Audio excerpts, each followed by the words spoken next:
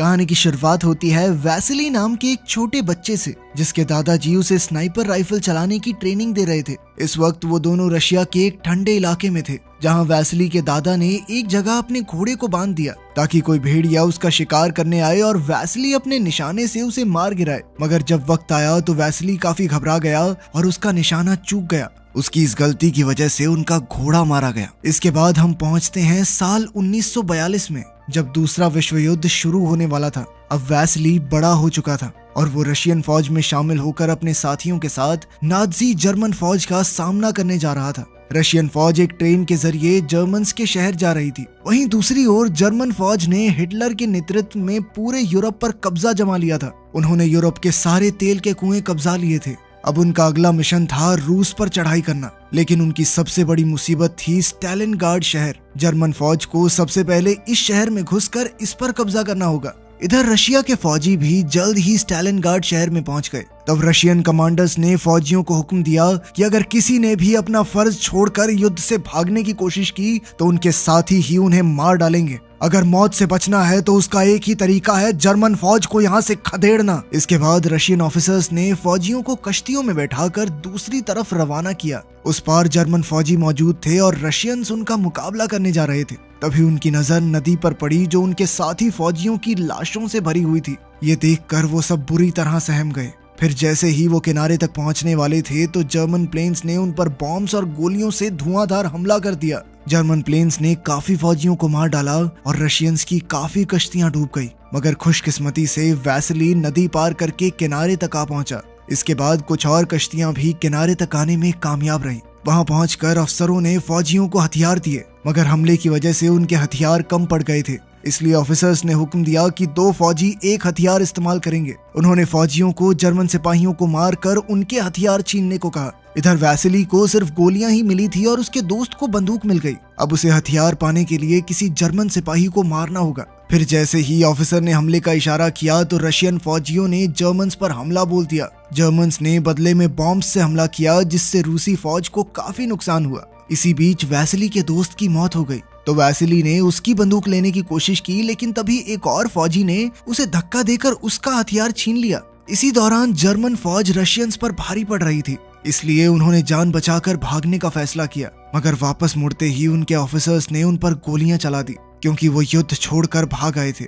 आखिरकार युद्ध खत्म होने के बाद जर्मन फौज ने स्टालिनग्राड पर कब्जा कर लिया और अब पूरा शहर रशियन फौजियों की लाशों से भरा हुआ था। चील कौवे उन्हें नोच नोच कर खा रहे थे। तभी वहां एक गाड़ी तेजी से आई तो जर्मन फौजियों ने उस पर हमला कर दिया, जिससे वो गाड़ी पलट गई और एक रशियन आदमी बाहर निकला। उसका नाम डेनिलोव था और वो रशियन फौज को अखबार पहुंचाने का काम करता था। इससे पहले कि जर्मन फौजी उसे पकड़ते, वो तुरंत जाकर रशियन फौजियों की लाशों में छुप गया ताकि सबको लगे कि वो भी मर चुका है। जब जर्मन फौजी उसे ढूंढते हुए आए तो वो सभी लाशों पर अंधाधुंध गोलियां बरसाने लगे ताकि कोई भी गलती से जिंदा न बच जाए। खुशकिस्मती से डेनिलोव को एक भी गोली नहीं लगी, मगर लाशों की भयंकर बदबू की वजह से उसे उल्टी आ गई। अब डेनिलोव रेंग कर आगे बढ़ रहा था कि तभी उसकी नजर सामने खड़े एक जर्मन ऑफिसर पर पड़ी, जो उस वक्त नहा रहा था। अब उसने लाशों में से एक बंदूक उठाई और उसे मारने का फैसला किया, पर तभी अचानक लाशों में से एक जिंदा आदमी निकला, जो कोई और नहीं बल्कि वैसिली ही था।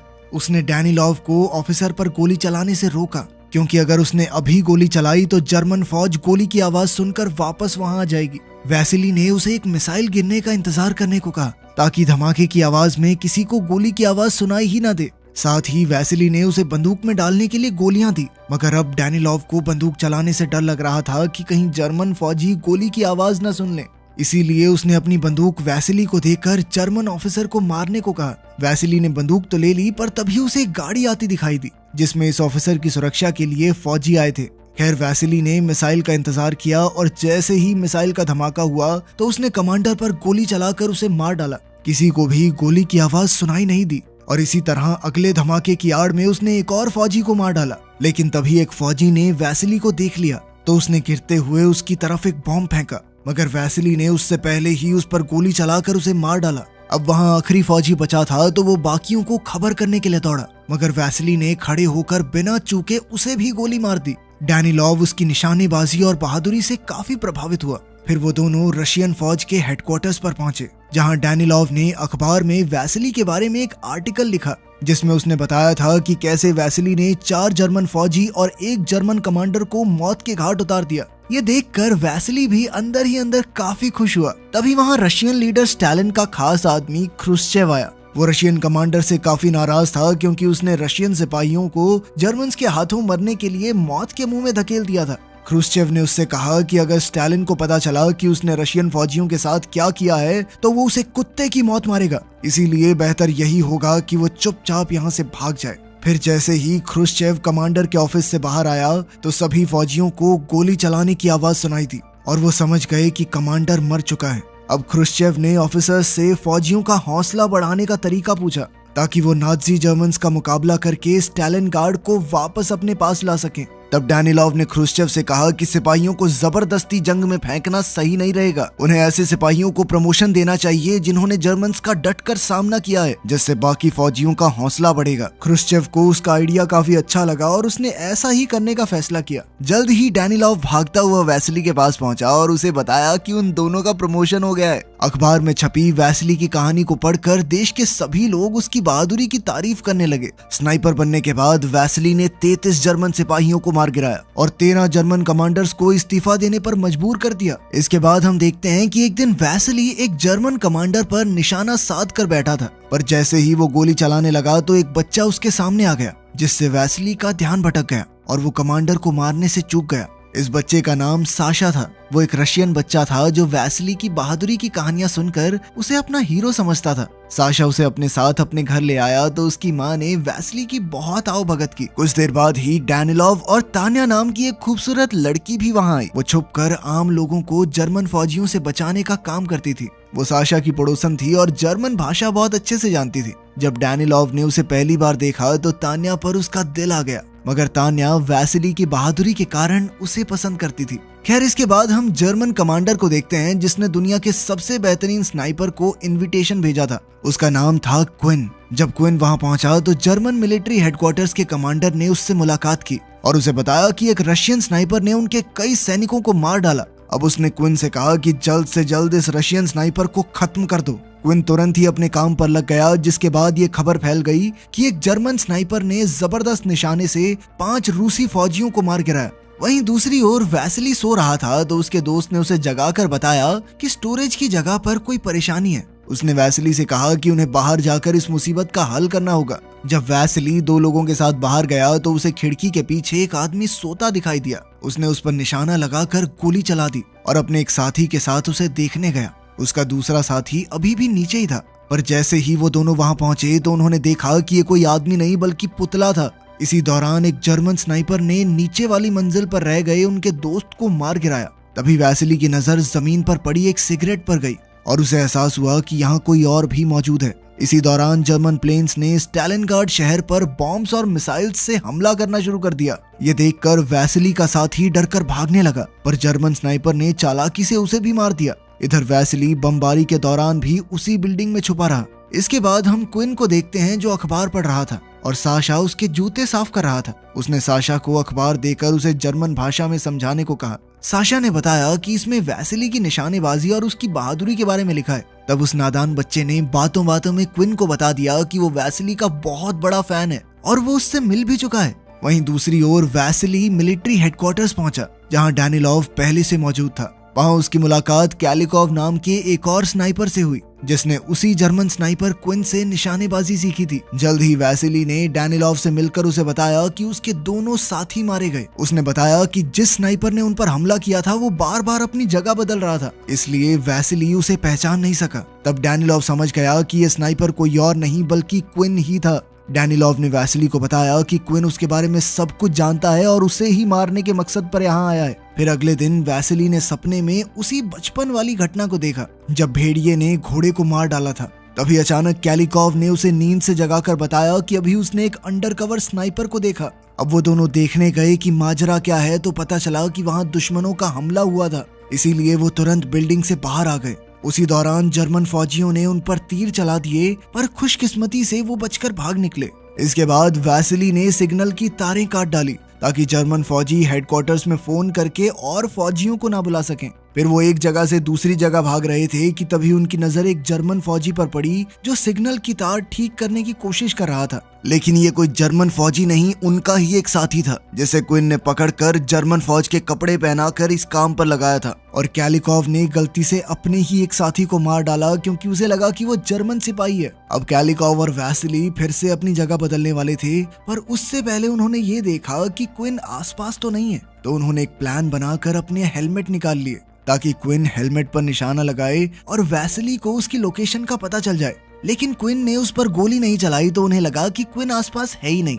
अब जैसे ही वो लोग दूसरी जगह पर कूदे तो क्विन ने कैलिकॉव को मार गिराया और वैसिली जैसे तैसे अपनी जान बचाकर हेडक्वार्टर्स में लौट आया। उसने डैनिलॉव से कहा कि वो क्विन को नहीं मार सकता क्योंकि वो उससे बहुत बेहतर स्नाइपर है, मगर डैनिलॉव ने उसे हौसला देकर कहा कि वो क्विन के बारे में उसे पूरी खुफिया जानकारी लाकर देगा। ये सुनकर वैसिली को थोड़ा हौसला तो आया। वहीं दूसरी तरफ क्विन ने उस छोटे बच्चे साशा को मिठाइयां देकर उससे वैसिली के बारे में सारी जानकारी इकट्ठा कर ली। इसके बाद क्विन चुपचाप उस बिल्डिंग में पहुंच गया जहां वैसिली आने वाला था और वहीं छुपकर उसका इंतजार करने लगा। इधर वैसिली भी इतना तो समझ ही चुका था कि क्विन छुपकर उस पर हमला जरूर करेगा, इसीलिए वो वेंटिलेशन पाइप्स के जरिए आगे बढ़ने लगा। तभी क्विन को पाइप्स में से आवाज सुनाई दी तो उसने अंदर जो भी है उसके बाहर आने का इंतजार किया। जैसे ही वो बाहर आए तो क्विन ने वैसिली के साथी को मार डाला और वैसिली किसी तरह बचते हुए एक इंजन के पीछे छुप गया। साथ ही हड़बड़ाहट में उसके हाथ से बंदूक छूट गई। उसने अपने जख्मी साथी को हेडक्वार्टर्स वापस लौट जाने को कहा।